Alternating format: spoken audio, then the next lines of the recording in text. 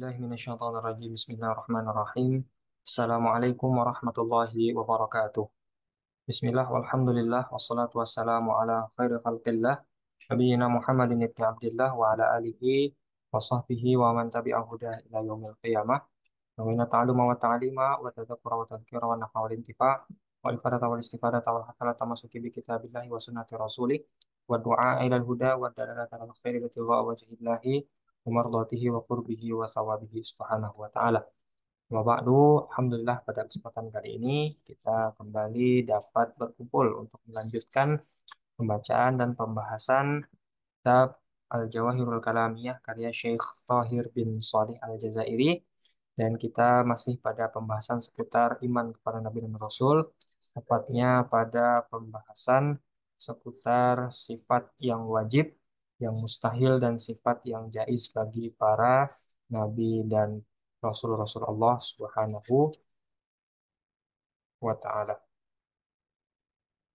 Kita sudah bahas sebelumnya bahwasanya pengelompokan sifat-sifat kepada sifat wajib, sifat mustahil, dan sifat jaiz itu berdasarkan kepada hukum akal, yang mana akal secara asal bisa menentukan sesuatu itu wajib, ya, dan wajib secara akli itu bukan dalam hal ini harus, ya, tapi pasti. Kemudian mustahil adalah lawan daripada wajib, dan jaiz itu bisa dilakukan dan bisa ditinggalkan. Ya, di sini sebagaimana pembahasan seputar sifat wajib, sifat mustahil, dan sifat jaiz bagi Allah, maka ada juga pembahasan mengenai sifat wajib, sifat mustahil, dan sifat jaiz bagi para nabi dan para rasul. Qala al-musannif rahimahullah taala, berkata Syekh Thahir bin Shalih Al-Jazairi dalam kitab Al-Jawahirul Kalamiyah, "Madza yajibu lil anbiya alaihimus salam." Kita mulai dari pembahasan mengenai sifat wajib bagi para nabi. Beliau katakan, yajibul lil anbiya'i alaihimus salatu wassalamu arba'u sifat. Ada 4 sifat yang wajib yang pasti ada dalam diri para nabi dan para rasul. Apa itu? Wahia as-sidqu wal amanatu wat tablighu wal fatanah. Yang pertama adalah sifat sidik, jujur, amanah, dapat dipercaya, tabligh, menyampaikan, dan fatanah, cerdas. Wa makna sidiki, apa maksudnya makna daripada sifat sidik itu? Ya, fi haqqihim, dalam diri mereka para nabi rasul, kaunu khabarihim mutabiqan lil waqi'i wa nafsil amr. Ya, apa yang disampaikan oleh para nabi dan rasul itu adalah sesuai dengan kenyataan. Ya, mereka tidak mungkin mengubahnya atau menambahkan ataupun mengurangi. Ya, semuanya pasti sesuai dengan apa yang seharusnya untuk dikatakan. Ya, fala yasturu. Ya, tidak mungkin datang dari mereka, ya, kadzibun aslan, ya, minhum kadzibun aslan, tidak mungkin kedustaan datang dari mereka, ya, secara asal. Wa manal amanah, yang kedua sifat amanah. Apa maknanya? Fi haqqihim, dalam diri mereka, kaunu zawahirihim wa bawatinihim mahfuzatan minal wuqu'i fi ma la yurdil haqqal ladzi istafahum ala sairil khalqi. Bahwasanya keadaan zahir mereka maupun batin mereka itu terjaga untuk terjerumus terjatuh pada hal-hal yang mana eh, hal tersebut, ya, tidak diridhoi, ya, oleh Allah Subhanahu wa taala yang mengutus mereka kepada makhluk. Artinya dalam hal ini mereka pasti melakukan apa yang mereka sampaikan, meninggalkan apa yang mereka larang kepada umat mereka. Tidak mungkin Nabi Muhammad SAW atau para nabi yang lainnya mengatakan untuk melaksanakan suatu ibadah sementara mereka nggak ibadah itu. Ya, begitupun nggak mungkin Rasul SAW ataupun para nabi dan rasul lainnya melarang sesuatu sementara mereka melakukan hal tersebut. Nah, justru mereka adalah orang yang paling pertama melakukan semua hal yang diperintahkan kepada umat mereka masing-masing. Sehingga tidak mungkin mereka melakukan hal-hal, ya, secara zahir maupun secara batin, ya, di tempat umum ataupun secara sembunyi-sembunyi, sesuatu yang tidak mungkin diridhoi oleh Allah Subhanahu wa taala yang telah mengutus para nabi dan rasul kepada makhluk. Ya. Dan yang ketiga adalah sifat tablik. Wa mana tablik? Ya, apa maksud mana tablik adalah kaunuhum bayyanu linnasi kullama amarahumullahu bibayanihi ahsana bayanin falam yaktumu min dzalika syai'an. Bahwasanya mereka menjelaskan kepada manusia setiap apa yang Allah perintahkan dengan penjelasan yang terbaik. Tidak mungkin mereka menyembunyikan sedikit pun dari apa yang seharusnya mereka sampaikan. Dan yang keempat, wa manal fatonah. Makna fatonah adalah kaunuhum akmalal khalqi fin nabahati wal fahmi. Mereka para nabi dan rasul adalah makhluk yang paling sempurna kecerdasan serta pemahamannya. Dan keempat sifat ini semuanya ada dalilnya secara nakli dari Al-Qur'an. Yang pertama adalah sifat sidik, ya, bisa dilihat dari surat Yasin ayat 52, wasadaqal mursalun, kemudian sifat amanah dalam surat Ad-Dukhan ayat 18, inni lakum rasulun amin. Yang ketiga, sifat tabligh, ya, bisa dilihat dalam surat Al-Maidah ayat 67, ya ayyuhar rasulu balligh ma unzila ilaik mir rabbik wa illam taf'al fama ballaghta risalatah. Ya, ketika Allah memerintahkan para nabi dan para rasul untuk menyampaikan semua yang diperintahkan, pastilah para nabi dan rasul akan menyampaikan semuanya. Kalau tidak dikerjakan, maka para nabi dan rasul dianggap sebagai seseorang yang khianat, ya, tidak menyampaikan amanah yang diberikan kepada para nabi dan rasul. Lalu kemudian yang keempat, sifat fatonah, ya, diberikan kepada para nabi dan rasul, ya, sebagaimana dalam surat Al-An'am ayat 83, wa tilka hujjatuna atainaha Ibrahim ala qaumih narfa'u darajatin man nasya' inna rabbaka hakimun alim. Ya, dalam hal ini Allah mengajarkan kepada Nabi Ibrahim, ya, cara berdialektika, dan Allah katakan bahwa apa yang dilakukan, apa yang disampaikan oleh Nabi Ibrahim itu adalah hujah kami. Nah, ketika Nabi dan Rasul itu menghadapi musuh-musuh dalam berdialektika, tentu Nabi dan Rasul adalah seseorang yang harus pintar, harus cerdas, sehingga bisa berdialektika mengalahkan hujah-hujah yang diberikan oleh musuh-musuh Islam atau musuh-musuh agama Allah. Sehingga kemudian ketika mereka cerdas, mereka bisa melawan dengan dialektika mereka, dan itulah yang disebut dengan hujjatun hujjah kami, ya, dalam surat Al-An'am ayat 83 ini. Kemudian mata yastahilu alal anbiya alaihi wassalatu wassalam. Kita sudah pernah bahas ya bahwasanya sifat mustahil itu sederhananya adalah lawan daripada sifat wajib. Maka ketika sifat wajib tadi kita katakan 4, maka sifat mustahil pun jumlahnya adalah 4. Karena itu disebutkan yastahilu alal anbiya alaihi wassalatu wassalam arba'u sifat. Ada 4 sifat juga yang mustahil bagi para nabi dan rasul, yaitu sifat al-kadzib, ya, dusta, al-isyan, sifat durhaka, al-kitman, sifat menyembunyikan wahyu, dan sifat ghaflah, ya, atau sifat baladah, ya, sifat lalai ataupun bodoh. Wa kadzalika yastahilu alaihim, begitu juga di luar empat sifat ini, ya, kullu sifatin, setiap sifat tu'addu indan nasi yang dianggap dalam pandangan manusia minal uyubi sebagai suatu aib bagi para nabi dan rasul, itu mustahil dilakukan oleh para nabi dan rasul. Wa illam takun minadz dzunub, sekalipun itu bukan suatu bentuk dosa. Jadi aib kan belum tentu dosa, ya, tapi aib pun sudah tidak mungkin atau mustahil bagi para nabi dan rasul, apalagi melakukan perbuatan dosa.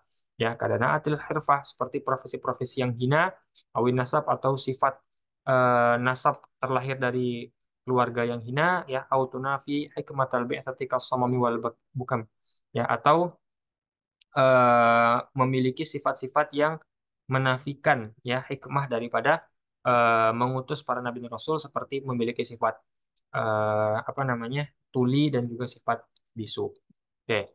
Kemudian idza kana al-isyanu, apabila sifat durhaka itu mustahil, ya, mustahilan fi haqqil anbiya, dalam diri nabi, fakaifa akala Adamu minasyajaratil lati nuhiya anha? Bagaimana mungkin Nabi Adam bisa dalam tanda kutip seolah-olah membangkang durhaka kepada perintah Allah untuk tidak memakan buah khuldi? Ya, kita tahu semua kasusnya.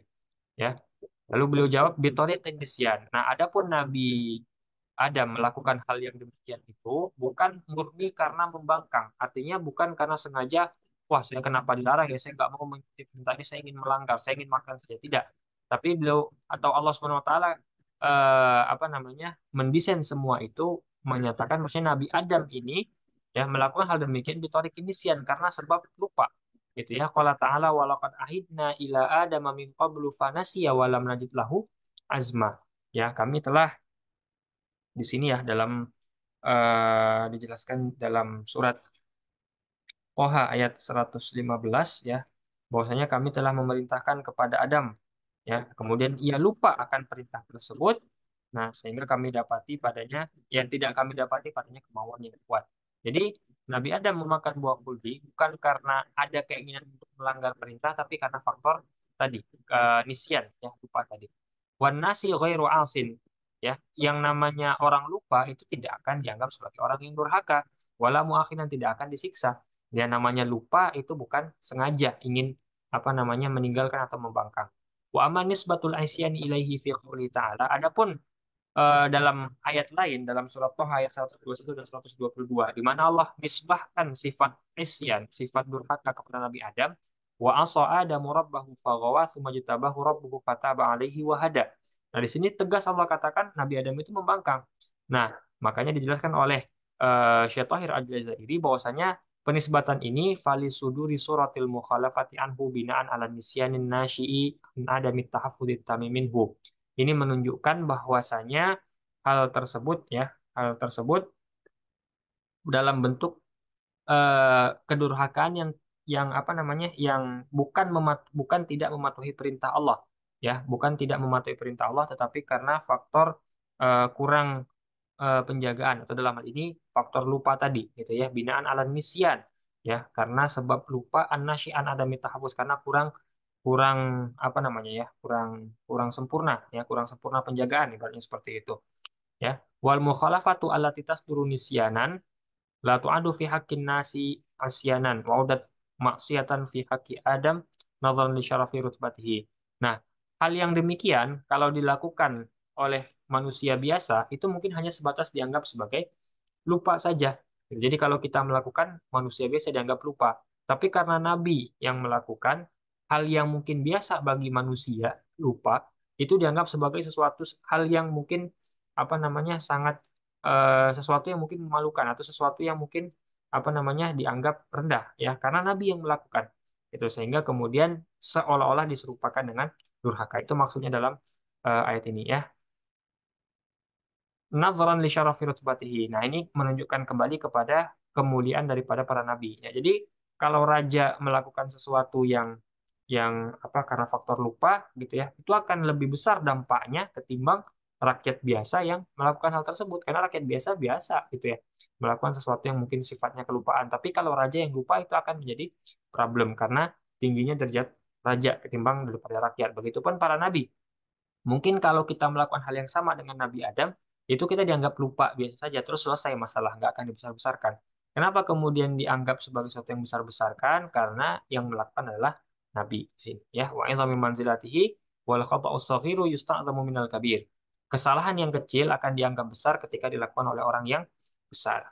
Wa amma mu'akhadhatul maula subhanahu wa ta'ala li Adam ala dzalika. Adapun kita katakan kalau misalkan lupa, kenapa Allah hukum juga Nabi Adam ya bihbati ila hadi, dia dilemparkan ke bumi gitu ya, wa taraf Adam bidami, bahkan Nabi Adam mengakui dosa yang telah dilakukannya seolah-olah memang mengakui saya telah durhaka, ibaratnya seperti itu kata Nabi Adam ya, mau musabaratu halal istighfar, dan Nabi Adam terus melakukan istighfar seolah-olah memang itu dosa besar.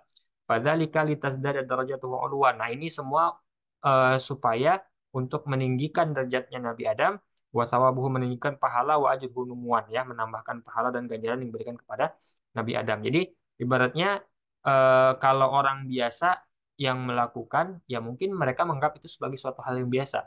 Tapi karena Nabi yang melakukan itu ya hal biasa pun dianggap sebagai sesuatu yang besar sehingga harus istighfar yang banyak, meminta ampun kepada Allah gitu ya. Bahkan mungkin eh, harus diperlakukan sesuatu yang berbeda karena tingginya derajat mereka, yang mana itu nanti akan menambahkan ketinggian level derajat mereka di sisi para makhluk lainnya.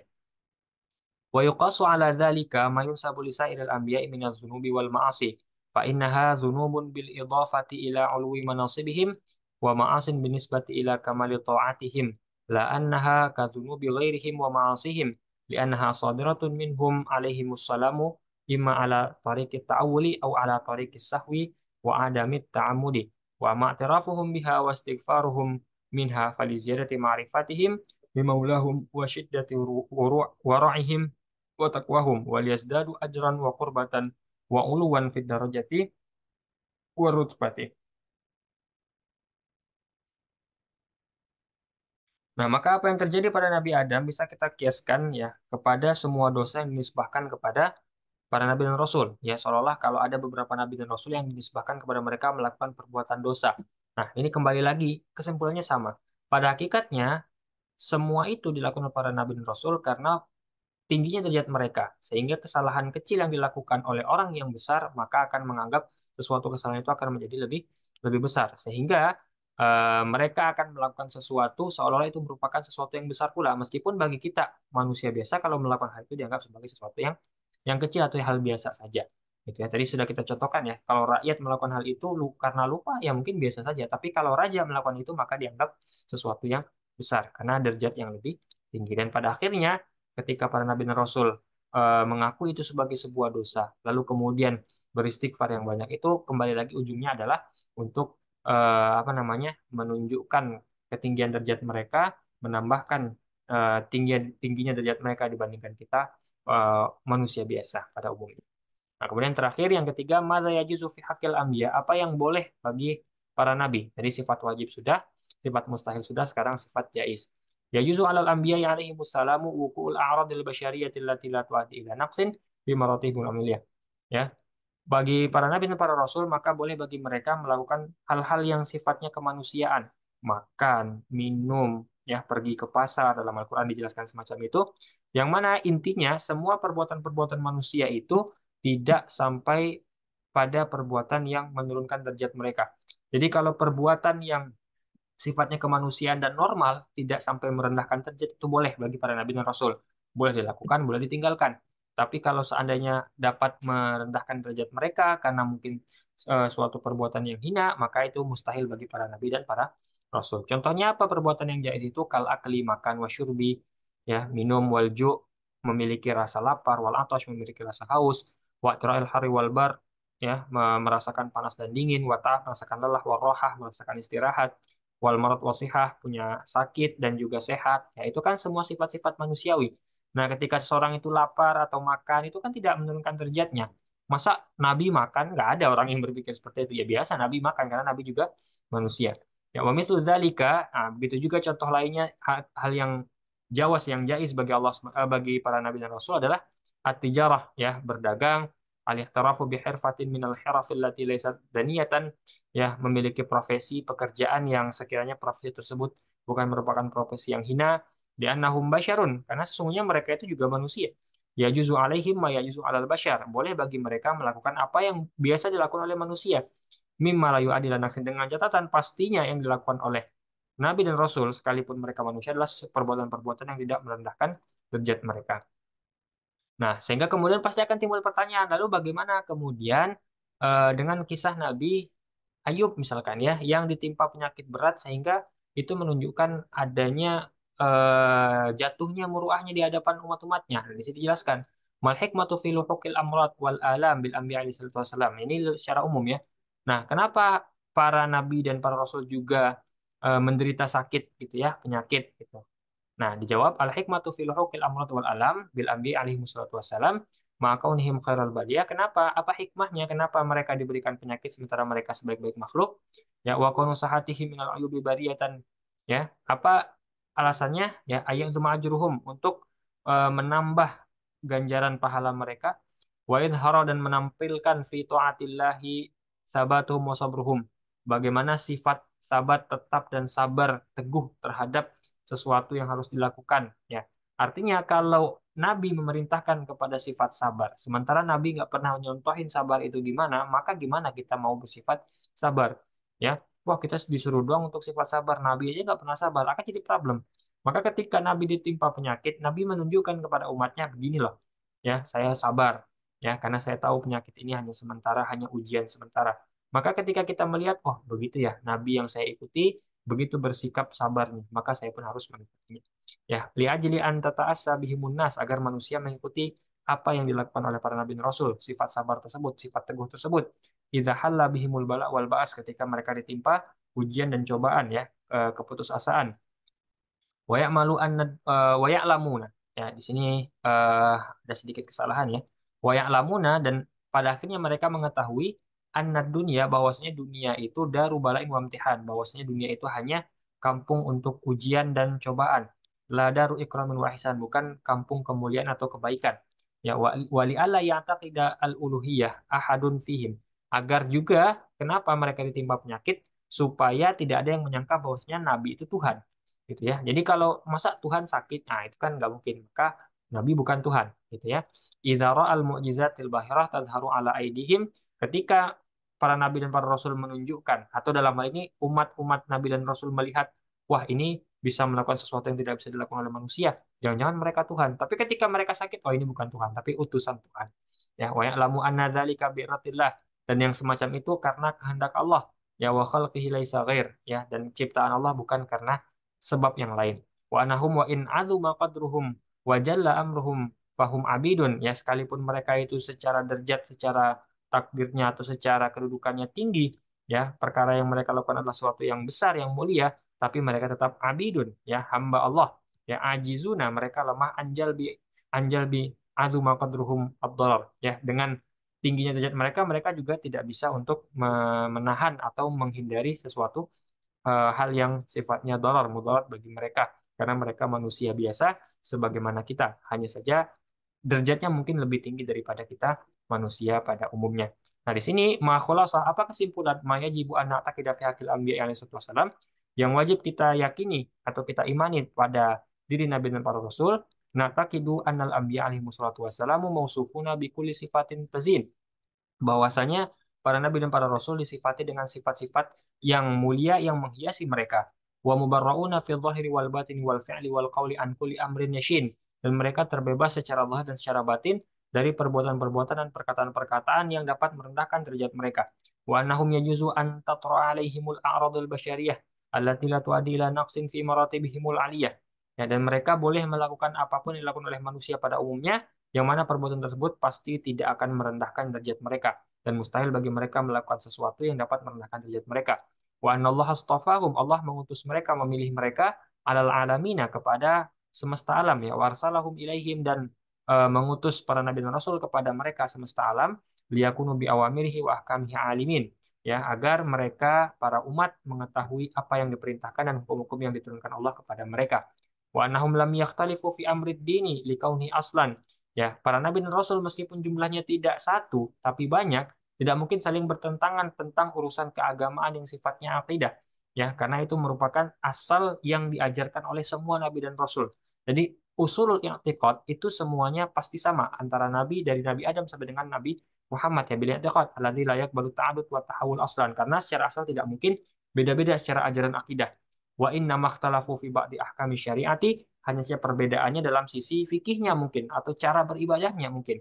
Dikauniha far'an, karena hal tersebut merupakan furu', ya, furu'uddin. Jadi usuluddin tidak mungkin berbeda antara nabi dan rasul, furu'uddin mungkin berbeda.